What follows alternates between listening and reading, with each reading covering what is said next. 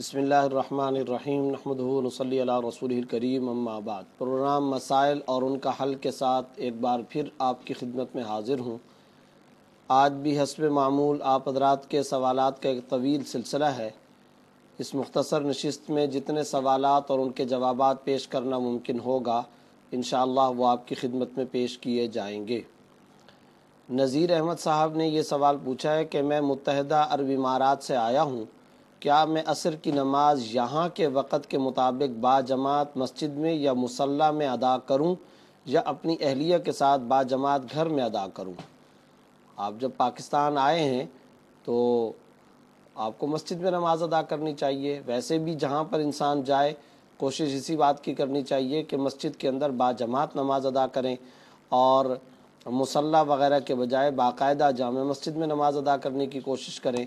اور مسجد میں جا کر ہی آپ کو یہاں کے وقت کے مطابق ہی نماز ادا کرنی چاہیے، یعنی فقہ حنفی کے مطابق۔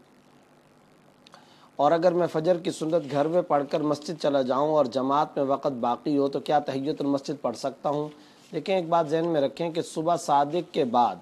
یہ قانون ہے اور یہ اصول ذہن کے اندر رکھیں، صبح صادق کے بعد فجر کی سنت کے علاوہ سنن فجر کے علاوہ کوئی نوافل نہیں پڑھے جا سکتے۔ یعنی جب صبح صادق ہو جائے تو فرض نماز تک آپ زیادہ سے زیادہ فجر کی سنتیں پڑھ سکتے ہیں، کوئی اور نفل نہیں پڑھ سکتے۔ تحیۃ الوضو، تحیۃ المسجد یہ بھی نوافل ہیں، اور جب نوافل ہیں تو ان کو آپ نہیں پڑھ سکتے۔ طلوع آفتاب کے بعد اشراق کے وقت میں اگر آپ پڑھنا چاہیں تو پڑھ سکتے ہیں۔ ایک سوال پوچھا گیا ہے کہ اگر کوئی بندہ قتل ہو جائے تو وہ شہید کہلائے گا یا نہیں؟ ظلماً اگر صاحب ایمان قتل ہوگا تو وہ شہید کہلائے گا۔ ایک سوال یہ پوچھا گیا ہے کہ سلام پھیرنے سے پہلے منقول دعا کے علاوہ کوئی بھی دعا پڑھ سکتے ہیں، فرض نماز ہو یا سنت اور نفل کی؟ تو سلام پھیرنے سے پہلے اگر آپ قرآن و حدیث کی کوئی منقول دعا یا عربی کی کوئی دعا آپ پڑھنا چاہیں تو پڑھ سکتے ہیں، لیکن ایسا کلام جو مشابہ کلام ناس ہو، یعنی لوگوں کے کلام کے اور لوگوں کی گفتگو کے مشابہ کوئی کلام، وہ آپ نماز کے اندر نہیں پڑھ سکتے۔ اور جہاں تک سنن اور نفل کا تعلق ہے تو اس میں اگر آپ سلام پھیرنے سے پہلے کوئی دعائیں پڑھنا چاہیں، لمبی دعائیں پڑھنا چاہیں تو آپ پڑھ سکتے ہیں، شرعاً اس میں کوئی حرج کی بات نہیں ہے۔ امام کے پیچھے آپ کو امام جب سلام پھیر دے سلام پھیرنا ہوگا، اس وقت تک آپ جو دعا آپ پڑھنا چاہیں پڑھ سکتے ہیں۔ نبیہ صاحبہ نے پوچھا ہے، میں اپنی فیملی کے بارے میں آپ سے کچھ پوچھنا چاہتی ہوں، آپ ہماری ہیلپ کریں۔ پہلی بات تو یہ کہ آپ کا پاکستان میں کوئی ادارہ ہے، میرا چھوٹا بھائی ہے جو حیدرآباد میں رہتا ہے، آپ کے ہاں داخل کرانا ہے، آپ وہاں کا ایڈریس بتا دیں۔ میں یہ پروگرام کرتا ہوں جامعہ الصفہ سیکٹر A3 سعید آباد بلدیہ ٹاؤن کراچی نمبر 51 سے۔ وہاں آپ ادارے کا وزٹ کرنا چاہیں یا کسی کو بھیجنا چاہیں تو بھیج سکتی ہیں۔ ایک سوال پوچھا گیا ہے کہ میرے ایک شخص سے شادی ہوئی جو پہلے سے شادی شدہ اور بچوں کے باپ تھے،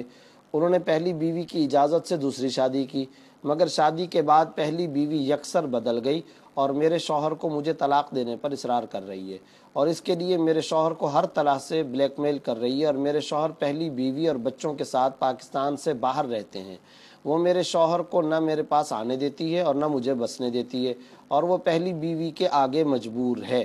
شادی کو تیسرا سال ہے، شادی کے بعد صرف ایک بار ملے اور وہ بھی صرف 2 ہفتے ساتھ رہے۔ ایسی حالت میں اب میں نے مایوس ہو کر طلاق کا مطالبہ کر دیا ہے، مگر میرے شوہر مجھے کسی صورت چھوڑنا نہیں چاہتے اور کسی اچھے وقت کا انتظار کرتے ہیں، صبر کرنے کا بولتے رہتے ہیں کہ اللہ رحم فرمائیں گے، مگر وہ مکمل پہلی بیوی کی سنتے ہیں اور اس کو راضی رکھنے کے لیے ہر طرح کی زیادتی کرتے ہیں۔ اس لیے میں نے خلا کا دعویٰ دائر کر دیا ہے۔ اب آپ میری رہنمائی کریں، میرا فیصلہ ہونے والا ہے، میرے حق میں ہوگا انشاءاللہ، مگر مسئلہ یہ ہے کہ کسی نے مجھے کہا کہ اس طرح خلا نہیں ہوگا، تنسیخ نکاح بھی نہیں ہوگا۔ آپ مجھے بتائیں کہ عدالتی خلا کی شرعی حیثیت کیا ہے، اور یاد رہے کہ میں خلا خوشی سے نہیں لینا چاہتی، نہایت مجبور اور بے بس ہو کر یہ فیصلہ کیا ہے۔ آپ کا طویل سوال میں نے پڑھا، اس کا مختصر جواب یہ ہے کہ یک طرفہ ہمارے ہاں مروجہ عدالتی خلا کا جو فیصلہ ہوتا ہے وہ شرعاً معتبر اور درست نہیں ہوتا۔ خلا کے لیے یہ شرط ہے کہ شوہر راضی ہو، جب تک شوہر راضی نہیں ہوگا خلا درست نہیں ہوگا۔ اب آپ اگر شوہر سے چھٹکارا حاصل کرنا چاہیں تو چھٹکارا حاصل کرنے کا طریقہ یہ ہے کہ سب سے پہلے تو طلاق کا مطالبہ کریں، اور شوہر کو بھی چاہیے کہ وہ معلقہ کی فتذروہا کالمعلقہ، کہ تم جو ہے عورت کو بالکل لٹکی ہوئی حالت اور کیفیت کے اندر چھوڑ دو، یہ ناجائز طریقہ ہے، تو شوہر کو طلاق دینی چاہیے۔ اور اگر شوہر طلاق دینے پر اس طرح آمادہ نہ ہو تو کچھ مال اور پیسہ دے دلا کر کے طلاق حاصل کی جائے،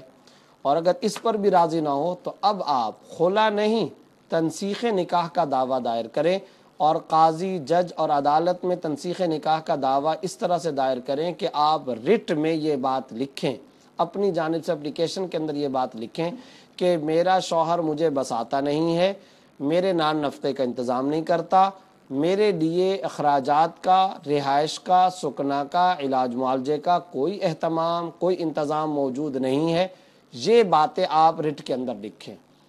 پھر ان باتوں کو بنیاد بنا کر جج اگر آپ کے حق میں فیصلہ کر دے اور اس نکاح کو کینسل اور ریجیکٹ کر دے تو یہ نکاح ختم ہو جائے گا، آپ عدت گزار کر دوسری جگہ نکاح کر سکتی ہیں۔ یہاں ایک وضاحت اور بھی سن لیں کہ اگر آپ نے اس طریقے سے یہ رٹ کے اندر وجوہات لکھ دیں، اب اگر شوہر باقاعدہ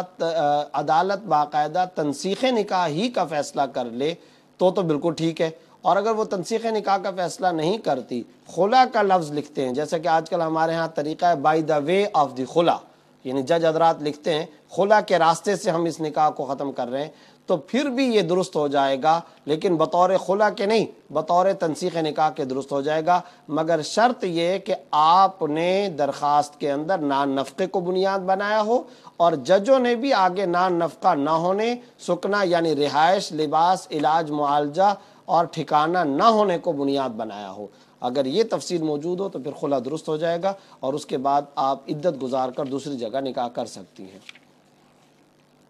ایک سوال پوچھا گیا ہے کہ مرد کے لیے چاندی کی کتنی مقدار کی اجازت ہے؟ یہ تو واضح طور پر آپ صلی اللہ علیہ وسلم نے حدیث کے اندر بیان کر دیا ہے، اور 4.5 ماشا چاندی، 4.5 ماشا چاندی کی انگوٹھی اگر استعمال کرنا چاہے کوئی مرد تو استعمال کر سکتا ہے، 4.5 ماشا سے زیادہ نہیں استعمال کر سکتے۔ حدیث کے اندر جو لفظ آتا ہے وہ یعنی صحابی نے پوچھا یا رسول اللہ من ای شیء اتخذہ، میں کس چیز کی چاندی بناؤں، کس چیز کی انگوٹھی بناؤں؟ قال اتخذ من ورق،